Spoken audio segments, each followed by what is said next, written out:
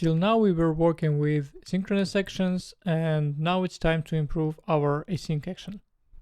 For that we will import another function createAsyncThunk that will help us to simplify our async action. We have only one, but that's enough for this tutorial. We have declared an export constant and called the function.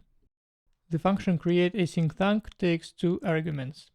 The first is an action name prefix as you saw before, and the second is an async function that returns a promise which resolves or rejects.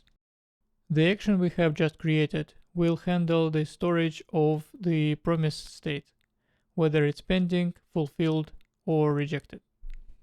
Therefore, we don't need to handle three separate actions anymore.